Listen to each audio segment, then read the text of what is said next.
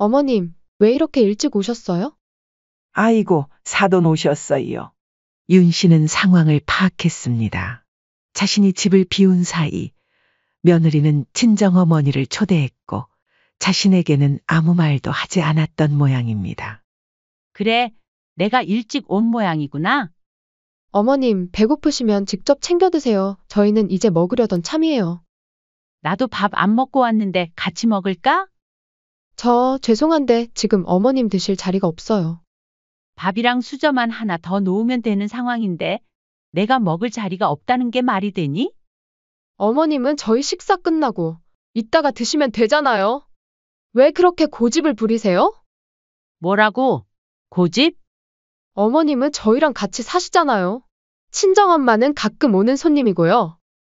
은정아, 너희가 부탁해서 같이 살기 시작했는데 돌아오는 게 이런 대접이니? 식탁에 내 자리 하나 없을 줄은 정말 몰랐다. 겨우 그런 걸로 서운해하시다니 너무 속 좁으신 거 아니에요?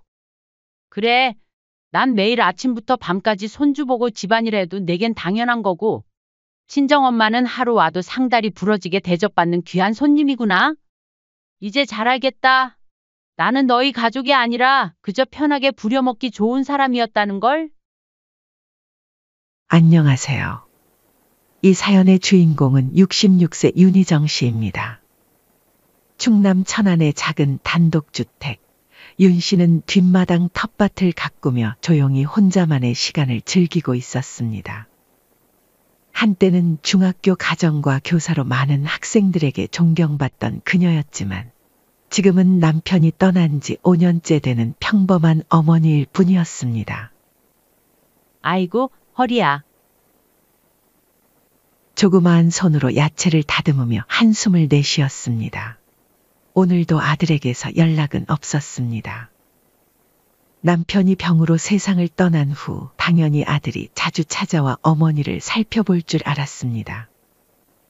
하지만 현실은 달랐습니다.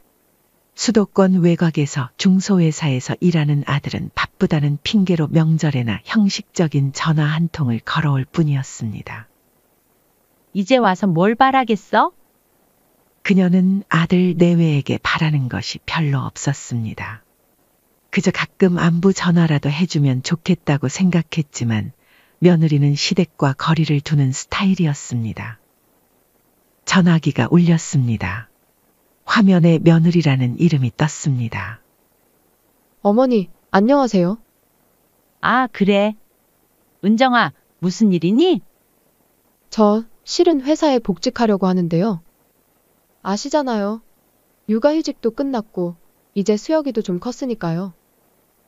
그렇구나. 그래, 복직하는 건 좋은 일이지. 근데요, 시터 구하기가 너무 어려워요. 요새 시급이 올라서 애 봐주시는 분들 구하기가 너무 어렵더라고요. 게다가 수혁이가 낯선 사람을 무서워해서. 어머님, 잠시만 도와주실 수 없을까요? 딱 1년만이라도요. 제가 회사에 적응하고 수혁이도 어린이집에 다닐 때까지만요. 윤 씨는 잠시 생각에 잠겼습니다. 사실 그녀는 자신의 일상을 포기하고 서울로 올라가 손주를 돌보는 일에 큰 부담을 느꼈습니다. 하지만 동시에 손주 수혁이의 얼굴이 떠올랐습니다. 좀 생각해 볼게. 윤 씨가 조금 냉담하게 대답하자 며느리의 목소리가 다급해졌습니다. 어머님, 정말 다른 방법이 없어서 부탁드리는 거예요. 얼마 지나지 않아 이번엔 아들에게서 전화가 왔습니다. 엄마, 은정이 얘기 들었지? 우리가 정말 곤란해서 그래. 제발 이번 한 번만 도와줘. 엄마가 아니면 정말 방법이 없어. 윤 씨는 아들의 말에 한숨을 내쉬었습니다. 알았어. 올라갈게. 단 1년만이야. 그 이상은 안 돼. 윤 씨는 자신의 결심이 옳은지 의문이 들었지만 그래도 손주 수혁이를 생각하니 마음이 흔들렸습니다. 게다가 솔직히 말하면 아들 가족과 함께하는 시간을 그리워했습니다. 천안에서 서울로 가는 기차 안에서 그녀는 창밖을 바라보며 생각했습니다. 괜찮을 거야. 어차피 잠깐일 뿐이니까. 아들의 집은 수도권 외곽의 아파트 단지였습니다. 현관문이 열리자 손주 수혁이가 달려와 안겼습니다. 할머니, 손주의 작은 팔이 자신의 목을 감싸는 느낌에 윤 씨는 가슴이 따뜻해졌습니다. 어머님, 오셨네요. 며느리가 공손하게 인사했습니다. 저희가 방은 미리 정리해놨어요. 어머님 지내시면서 최대한 불편하시지 않도록 노력할게요. 괜찮아. 너무 신경 쓰지 마렴. 첫 한 달은 예상보다 평화로웠습니다. 손주는 할머니를 너무나 좋아했고 윤 씨도 오랜만에 누군가를 돌보는 기쁨을 느꼈습니다. 어머님, 오늘 저녁은 제가 준비할게요. 어머님은 쉬세요. 며느리도 처음에는 존댓말을 써가며 공손하게 대했습니다. 하지만 시간이 흐르고 며느리는 결국 손주 돌보는 일을 뿐만 아니라 윤 씨에게 대부분의 집안일을 맡겼습니다. 아침에 출근하기 전 어머님, 수혁이 점심 부탁드려요라고 말하고 저녁에 돌아와서는 어머니, 수혁이 목욕 시켜주실 수 있으세요? 라고 물었습니다. 이렇게 처음에는 부탁으로 시작했지만 점점 윤 씨가 집안일을 하는 것이 당연시 되기 시작했습니다. 윤 씨는 며느리한테는 어려워서 말하지 못했고 한 번은 아들에게 말을 꺼냈습니다. 현준아, 너무 힘들어서 그러는데 너도 집안일은 좀 도와줘야 하지 않겠니? 그러자 아들은 바쁜 회사 일을 핑계로 대답을 회피했습니다. 엄마, 요즘 프로젝트가 바빠서 그래. 이것만 끝나면 내가 더 도울게. 엄마 미안해. 하지만 아들한테 바쁘지 않은 날은 없었습니다. 심지어 일이 없는 주말엔 아들은 회사 스트레스가 심하다며 늦잠까지 자곤 했죠.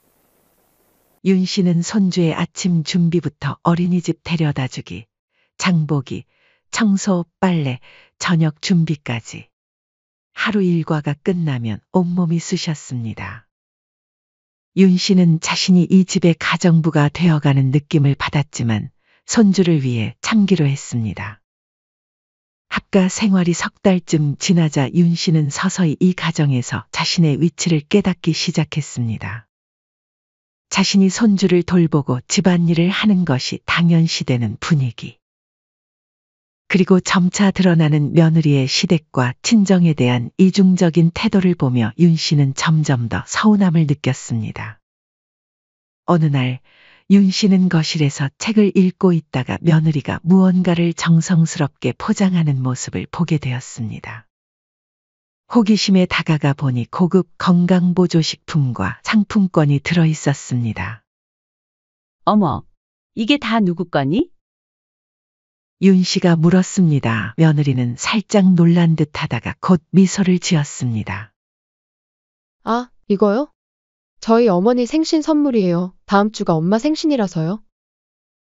그렇구나. 안 사두니 좋아하시겠네. 윤 씨는 담담하게 대답했지만 가슴 한켠이 묘하게 아려왔습니다. 문득 지난 5월 자신의 생일이 떠올랐습니다. 생일 축하는커녕 평소와 다름없는 하루였습니다. 그날 생각을 하자 다시 마음이 쓰라렸습니다.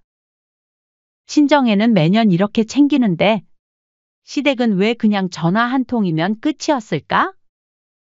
윤 씨는 혼자 중얼거리며 쓴웃음을 지었습니다. 그렇게 윤 씨의 마음 한구석에는 서운함이 쌓여갔습니다. 추석이 다가오자 윤 씨는 며느리가 친정 부모님을 위한 선물을 더 준비하는 모습을 보았습니다. 이번에는 과일 바구니, 한우 세트까지. 모두 친정 부모님을 위한 선물이었습니다. 며느리의 말이 이어졌습니다. 아, 이건 저희 부모님 댁에 택배로 보낼 거예요. 엄마가 건강이 안 좋으셔서 특별히 좋은 거 보내려고요. 윤 씨는 말없이 고개를 끄덕였습니다. 사실 윤 씨도 건강이 좋지 않았습니다. 허리도 아프고 관절염도 있었지만 자신의 아픔을 내색하고 싶지 않았습니다.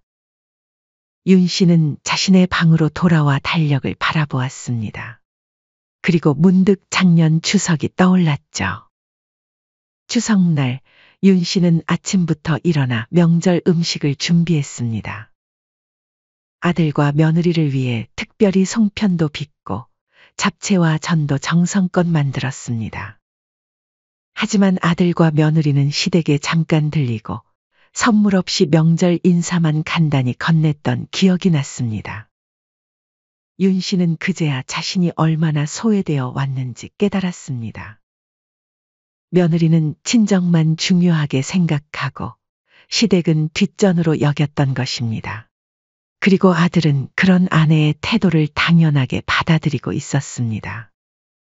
어느 날 윤 씨는 아들에게 솔직한 마음을 털어놓기로 했습니다. 현준아, 엄마가 할 말이 있어.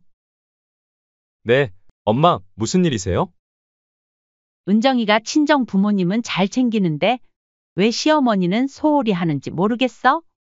물론 며느리한테 친정은 특별하지. 하지만 시댁도 가족인데. 아들의 표정이 굳어졌습니다. 엄마, 은정이도 나름대로 최선을 다하고 있어요. 회사 일도 바쁘고 그리고 엄마는 지금 우리 집에 와 계시잖아요. 매일 얼굴 보는데 뭘 더 바라세요? 윤 씨는 아들의 반응에 말문이 막혔습니다. 아들은 아내의 입장만 생각할 뿐 어머니의 마음은 헤아리지 못했습니다. 그녀는 더 말하지 않고 방으로 돌아갔습니다. 그날 밤 윤 씨는 오랜만에 눈물을 흘렸습니다. 며칠 후 윤 씨의 생일이 다가왔습니다.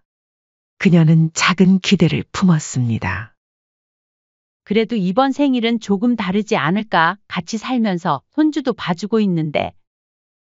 그러나 생일날 아침 아들과 며느리는 평소처럼 바쁘게 출근했고 윤 씨는 혼자 손주를 돌봤습니다. 늦은 저녁이 되어서야 아들과 며느리가 귀가했고 며느리는 퇴근길에 배달 음식을 주문했다며 전화를 걸어왔습니다. 어머님, 저희 일이 늦게 끝나서 밖에서 따로 먹고 왔어요. 어머님 드실 식사는 제가 시켜놨으니까 그거 드시면 돼요. 배달 음식이 도착했을 때 윤 씨는 가슴이 아팠습니다. 이것이 그녀의 생일상 전부였습니다. 결정적인 사건은 윤 씨가 천안에 사는 오랜 친구와 약속이 있어 하루 외출했을 때 일어났습니다. 그날 아침 윤 씨는 며느리에게 오늘 친구 만나러 천안에 다녀올게라고 말했고 며느리는 별다른 반응 없이 네라고 대답했습니다. 윤 씨는 아침 일찍 집을 나서 천안으로 향했습니다. 오랜만에 고향 친구들을 만나 차를 마시며 담소를 나누었고 오랜만에 자유로운 시간에 마음이 한결 가벼워졌습니다. 그리고 저녁 6시쯤 서울로 돌아왔습니다. 아들의 아파트 현관문을 열자 예상치 못한 광경이 펼쳐졌습니다. 거실 식탁에는 풍성한 음식이 차려져 있었고 낯선 중년 여성이 앉아 있었습니다. 그 중년 여성은 며느리의 친정어머니였습니다. 어머님, 왜 이렇게 일찍 오셨어요? 며느리의 당황한 목소리에 윤 씨는 순간 얼어붙었습니다.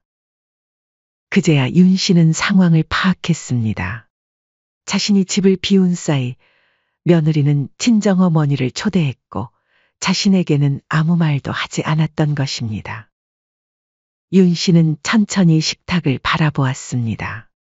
정성스럽게 차려진 상에는 비싼 회와 갈비, 각종 반찬들이 놓여 있었습니다. 아들과 손주 그리고 며느리의 친정어머니 자리에는 정갈한 수저와 그릇이 놓여 있었지만 그곳에 윤 씨의 자리는 없었습니다. 며느리의 친정어머니는 살짝 당황한 듯했지만 금방 미소를 지으며 아이고, 사돈 오셨어요. 라고 인사했습니다. 하지만 윤 씨의 눈에는 그 미소조차 거슬렸습니다. 그 옆에서 아들은 눈을 피하며 윤 씨의 눈치만 보고 있었죠. 윤 씨는 허탈한 웃음을 지었습니다. 그래, 내가 일찍 온 모양이구나. 며느리가 어색하게 웃으며 말했습니다. 어머님, 배고프시면 직접 챙겨 드세요. 저희는 이제 먹으려던 참이에요. 나도 밥 안 먹고 왔는데. 같이 먹을까? 며느리는 곤란한 표정을 지으며 머뭇거렸습니다. 저 죄송한데 지금 어머님 드실 자리가 없어요. 밥이랑 수저만 하나 더 놓으면 되는 상황인데 내가 먹을 자리가 없다는 게 말이 되니? 윤 씨의 목소리가 떨렸고 며느리는 한숨을 쉬며 말했습니다. 어머님은 저희 식사 끝나고 이따가 드시면 되잖아요. 왜 그렇게 고집을 부리세요? 뭐라고? 고집? 며느리는 억울하다는 듯 맞받았습니다. 어머님은 저희랑 같이 사시잖아요. 친정엄마는 가끔 오는 손님이고요. 나는 손주 돌보고 집안일 다 해가면 너희 도우려 온 거다. 너희가 부탁해서 같이 살기 시작했는데 돌아오는 게 이런 대접이니? 식탁에 앉을 자리 하나 없을 줄은 정말 몰랐다. 겨우 그런 걸로 서운해하시다니 너무 속 좁으신 거 아니에요? 그 말을 들은 윤 씨는 그동안 참아왔던 감정이 폭발했습니다. 그래, 난 매일 아침부터 밤까지 손주 보고 집안일 해도 내겐 그냥 식모고 친정엄마는 하루 와도 상다리 부러지게 대접받는 귀한 손님이구나. 식사 자리에 내 자리는 없다는 말을 들으니 알겠더라. 나는 너희 가족이 아니라 그저 편하게 부려먹기 좋은 사람이었다는 걸. 이젠 됐다. 더는 못 참아. 가족 모두가 얼어붙었습니다. 아들은 어쩔 줄 몰라 했고 친정어머니는 고개를 숙였습니다. 윤 씨는 더 이상 참을 수 없다는 생각이 들었습니다. 그녀는 조용히 자신의 방으로 들어가 문을 닫았습니다. 문 밖에서는 어색한 침묵만이 흐르고 있었습니다. 윤 씨는 침대에 앉아 떨리는 손으로 얼굴을 감쌌습니다. 그동안 참아왔던 눈물이 한꺼번에 쏟아졌습니다. 이제 이렇게는 못 살겠어. 윤 씨는 눈물을 닦으며 결심했습니다. 더 이상 이 집에서 머물 수 없었습니다. 짐을 꾸릴 시간도 없었지만 당장 필요한 물건들만 가방에 넣었습니다. 그리고 밤이 깊어 모두가 잠든 시간, 윤 씨는 조용히 집을 나서고 택시를 타고 터미널로 향하는 동안 윤 씨의 마음은 무거웠습니다. 아무런 말도 남기지 않고 떠나는 것이 옳은지 고민했지만 설명을 해도 아들과 며느리가 이해할 것 같지 않았습니다. 특히 아들은 항상 아내의 편만 들었으니까요. 천안으로 가는 막차 버스에 올라타면서 윤 씨는 창밖을 바라보았습니다.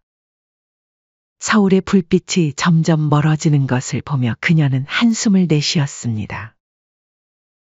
다음 날 아침 아들에게서 전화가 왔습니다. 목소리에는 걱정과 당혹감이 섞여 있었습니다. 엄마, 어디 계세요? 갑자기 어디로 가신 거예요? 천안 집에 돌아왔다. 왜 말씀도 없이 그러셨어요? 저희가 얼마나 걱정했는지 아세요? 윤 씨는 쓴웃음을 지었습니다. 걱정, 진짜 걱정한 거 맞니? 손주를 돌봐줄 사람이 없어서 당황한 거겠지? 엄마, 그날은 그냥 좀 오해가 있었던 거예요. 엄마니까 좀 이해해줘요. 아내도 일부러 그런 건 아니었어요. 아들은 계속해서 변명했고 그 말들 속에서 윤 씨는 진정한 사과나 반성의 기미를 찾을 수 없었습니다. 윤 씨는 이내 단호하게 말했습니다. 현준아, 난 이제 천안에서 살 거야. 너희랑 절대 다신 합가 안 해. 그날 이후로 아들은 여러 번 전화를 걸어왔습니다. 처음에는 화해를 청하는 듯 했지만 점차 손주를 돌봐달라는 부탁으로 변해갔습니다. 며느리는 직접 연락하지 않았고 항상 아들을 통해 의사를 전달했습니다. 윤 씨는 모든 부탁을 단호하게 거절했습니다. 아들과 며느리 둘 다 반성의 기미가 없어 보였습니다. 그들은 단지 자신들의 필요에 따라 윤 씨를 이용하려 할 뿐이었습니다. 말이 안 통하니 똑같이 돌려줘야 이해하겠네. 석 달이 지나고 설날이 다가왔습니다. 윤 씨는 달력을 보며 생각했습니다. 이번 명절은 어떻게 보낼까? 하다가 문득 다른 좋은 생각이 떠올랐습니다. 이번 기회에 아들과 며느리에게 확실히 가르쳐 줘야겠어? 윤 씨는 아들에게 메시지를 보냈습니다. 설날에 놀러 오렴. 손주도 데리고 와 얼굴 보고 싶네. 오랜만에 우리 집에서 설날을 보내면 좋을 것 같구나. 아들은 즉시 답장을 보냈습니다. 정말요? 갈게요. 아내도 같이 가도 될까요? 윤 씨는 잠시 생각하다가 답장했습니다. 당연하지. 다 같이 와. 설날 아침, 윤 씨는 일찍 일어나 집안을 정리했습니다. 그리고 정성스럽게 음식을 준비했습니다. 하지만 특별한 계획이 있었습니다. 그녀는 식탁을 특별한 방식으로 차렸습니다. 손주 수혁이와 자신의 자리만 정갈하게 세팅했습니다. 밥과 국, 다양한 반찬들을 넣고 수저와 젓가락까지 완벽하게 준비했습니다. 반면 아들과 며느리의 자리에는 깨끗한 접시 하나씩만 덩그러니 놓여 있었습니다. 반찬도 없고 수저도 없었습니다. 이제 곧 오겠지? 윤 씨는 시계를 보며 중얼거렸습니다. 예정된 시간보다 조금 늦게 현관 벨소리가 울렸습니다. 윤 씨는 문을 열었습니다. 할머니, 수혁이가 반갑게 외치며 뛰어들었습니다. 윤 씨는 손주를 꼭 안아주었습니다. 우리 손주 많이 컸네. 아들과 며느리도 인사를 건넸습니다. 며느리의 표정은 여전히 어색했지만 억지로 미소를 지으려 노력하는 모습이었습니다. 어머님, 새해 복 많이 받으세요. 며느리가 공손하게 인사했습니다. 그래, 너희도 복 많이 받아라. 윤 씨는 담담하게 대답했습니다. 그리고 윤 씨는 아들네를 거실로 안내했습니다. 식탁이 보이자 아들과 며느리의 표정이 새하얗게 변했습니다. 얼굴엔 당황스러움과 의아함이 역력했죠. 엄마, 이게 뭐예요? 아들이 조심스럽게 물었습니다. 윤 씨는 천연덕스럽게 대답했습니다. 마침 식사 시간이잖니. 그래서 한상 차려놨어. 며느리가 식탁을 바라보다가 당황한 표정으로 물었습니다. 어머님, 저희 밥은 안 차리셨어요? 윤 씨는 씩 웃으며 대꾸했습니다. 아, 너희는 밥 먹고 올 줄 알았지? 아니면 밖에서 먹고 오는 건 어때? 너희가 알아서 챙겨 먹어. 순간 식탁에 침묵이 흘렀습니다. 아들은 어안이 벙벙한 표정이었고 며느리의 얼굴은 점점 붉어지더니 결국 참지 못하고 말했습니다. 그때 그 일 때문에 이러시는 거예요? 아무리 그래도 차 타고 멀리서 온 손님한테 너무 심하신 거 아니에요? 무시하는 것도 아니고 기분 나빠요. 윤 씨는 천천히 말했습니다. 너희가 나한테 한 거랑 똑같이 한 건데 왜 그렇게 화를 내? 우리 며느리 속이 좀 좁은가 보구나? 이 말은 그날 식사 자리에서 며느리가 윤 씨에게 했던 말 그대로였습니다. 윤 씨의 말에 며느리는 순간 할 말을 잃고 고개를 숙였습니다. 아들은 난처한 표정으로 옆에 서 있을 뿐이었죠. 윤 씨는 손주의 밥을 떠주며 부드럽게 말했습니다. 수여가 할머니가 한 거야. 와서 먹자. 손주는 상황을 이해하지 못한 채 즐겁게 밥을 먹기 시작했습니다. 윤 씨도 함께 먹으며 아들과 며느리를 무시했습니다. 며느리는 점점 더 불편해 보였습니다. 마침내 그녀가 말했습니다. 어머님, 저희도 좀 주시면 안 될까요? 배고파요. 윤 씨는 천천히 수저를 내려놓고 진지한 표정으로 말했습니다. 오늘 너희 기분이 그날 내 기분이야. 그때 내가 얼마나 서러웠는지 알아? 가족끼리 배려하는 건 한쪽만 하는 게 아니라 서로 하는 거야. 나 혼자 희생한다고 가족 되는 거 아니더라. 아들은 머뭇거리다가 말했습니다. 엄마, 그날은 오해도 있었잖아. 너무 감정적으로 그러는 거 아니야? 아무리 그래도 엄마가 이래도 되냐고. 너는 늘 그렇게 며느리 편만 들더구나. 누가 봐도 그날 은정이가 잘못한 거잖아. 너희는 말로 해도 못 알아들으니 이렇게라도 해야 알겠구나 싶었어. 윤 씨는 자리에서 일어나 부엌으로 향했습니다. 그리고 잠시 후 2개의 그릇과 수저를 가져와 아들과 며느리 앞에 놓았습니다. 이제 알았으면 같이 먹자. 오늘 하루 내 마음을 조금이라도 이해했길 바란다. 하지만 며느리는 여전히 분이 풀리지 않았는지 씩씩거리며 말했습니다. 진짜 어이없어요. 이럴 거면 초대는 왜 하신 건데요? 아들은 난처한 표정으로 며느리를 진정시키려 했지만 상황은 이미 엉망이 되어버렸습니다. 며느리의 태도에 윤 씨 역시 더 이상 말하지 않고 자리에서 일어나 안방으로 들어가 버렸습니다. 그렇게 아들과 며느리는 결국 식사도 제대로 하지 못한 채 천안을 떠날 수밖에 없었습니다. 그날 이후 윤 씨와 아들 가족 사이에는 일종의 냉전이 시작되었습니다. 며느리는 윤 씨에게 전혀 연락하지 않았고 손주와의 통화도 점점 줄어들었습니다. 하지만 윤 씨는 전혀 문제 없었습니다. 이제 자신만의 생활에 집중하기 시작했죠. 오랜만에 취미 생활도 다시 시작하고 동네 친구들과 더 많은 시간을 보냈습니다. 텃밭 가꾸기와 복지관 프로그램 참여로 일상은 차츰 활기를 되찾았습니다. 그전에는 자식에게 집착하는 모습을 보였고 외로움을 느꼈지만 이번 일을 통해 가까이 있다고 외로움이 사라지는 게 아니었음을 깨달았습니다. 이제 나이를 먹었으니 외로움을 이겨내는 방법을 택했습니다. 조금 더 자신만을 위한 활동을 하며 활기를 되찾기로 했죠. 새로운 인생 이막이라는 생각으로 하루하루를 보냈습니다. 몇 달이 지난 어느 날 예상치 못한 전화가 걸려왔습니다. 바로 오랜만에 며느리의 전화였습니다. 며느리의 목소리는 지쳐 있었고 눈치를 보며 말했습니다. 어머님, 그동안 잘 지내셨어요? 그래, 오랜만이구나. 무슨 일이니? 저희가 둘째가 생겼는데요. 혹시 이번에도 좀 도와주실 수 있을까요? 윤 씨는 며느리의 전화를 받고 잠시 눈을 질끈 감았습니다. 그 일을 겪고도 다시 부탁이라니.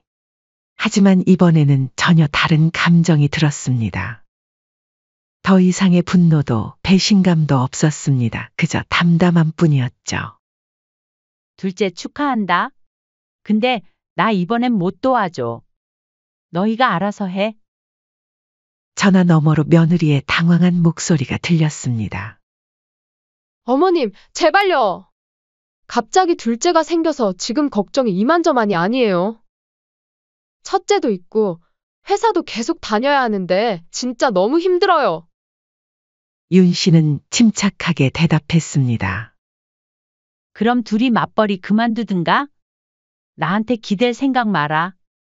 이제 나도 나를 먼저 챙겨야겠어? 며느리는 계속 사정했지만 윤 씨는 딱 잘라 거절했습니다. 얼마 후 아들에게서도 전화가 왔습니다. 목소리에는 절박함이 묻어났습니다. 엄마, 우리 상황 뻔히 다 아시잖아요. 애가 둘이라 돈을 더 들 텐데 외벌이로는 힘들어요. 현준아, 지금 이 상황에서도 너희 사정만 운운하면서 부탁하잖니. 나는 이제 더는 못해. 너희 둘이 직접 겪어보면 내가 어떤 마음이었는지 알게 될 거야. 아들의 목소리가 떨렸습니다. 엄마, 그래도 엄마 손주인데. 손주는 내가 아니라 너희가 책임져야지. 이런 일로 더 이상 전화하지 말아줘. 전화를 끊고 윤 씨는 마음이 무겁기는커녕 오히려 가벼웠습니다. 무엇보다 자신을 위한 결정을 했다는 것이 가장 마음에 들었죠. 그 사이 서울에서는 아들 부부가 진짜 고생을 시작했습니다. 둘째를 낳은 뒤 며느리는 산후조리도 제대로 하지 못한 채 하루 종일 수역과 신생아를 번갈아 돌봤습니다. 밤에는 둘째가 울고 낮에는 첫째가 때를 쓰는 통에 정신을 차릴 틈이 없었습니다. 며느리의 몸은 점점 망가졌고 감정도 곤두섰습니다. 얼굴은 헬쑥해지고 다크서클은 짙어졌습니다. 아들 역시 야근이 잦고 육아 분담은커녕 늦은 밤 퇴근 후 힘들다는 말만 반복했습니다. 주말이 와도 휴식은 없었습니다. 집안일은 밀려 있고 냉장고는 비어 있었습니다. 젖병을 삼다 울음소리가 들리고 밥을 먹다 둘째가 토하고 설거지를 하다 첫째는 또 울기 시작했습니다. 어느 날 밤 며느리는 아기를 재우다 문득 깨달았습니다. 이 모든 일들을 윤 씨가 혼자서 해냈다는 것을. 게다가 자신은 윤 씨에게 고마움을 표현하기는커녕 당연하게 여겼었다는 것을 말이죠. 며느리는 남편에게 말했습니다. 이걸 어머님은 혼자 다 했다고? 둘은 문득 그동안 자신들이 윤 씨에게 한 행동들을 떠올렸습니다. 명절에 윤 씨의 집에서 있었던 일도 아들과 며느리는 이해하지 못하고 어머니에게 손님한테 너무한 거 아니냐고 했지만 자신들이 했던 행동, 그 냉담했던 말투와 눈빛, 무시와 소외감을 그대로 돌려준 것이었습니다. 그제서야 두 사람은 윤 씨의 말과 행동 하나하나가 어떤 의미였는지 뼈저리게 느끼게 되었습니다. 그리고 단순한 분풀이가 아닌 어머니의 가르침이었다는 것도 뒤늦게 이해하게 되었죠. 우리가 정말 잘못했네. 어머니가 얼마나 서운하셨을지 알 것 같아. 아들이 깊은 한숨을 내쉬었습니다. 이제 와서 깨달아도 소용없을 거야. 며느리의 눈에서는 눈물이 흘렀습니다. 몇 개월이 더 지나고 가을이 깊어갈 무렵 아들 부부는 결심을 했습니다. 아이들을 데리고 천안 어머니 집을 찾아가기로 한 것입니다. 이번에는 진심으로 사과하기 위해서였습니다.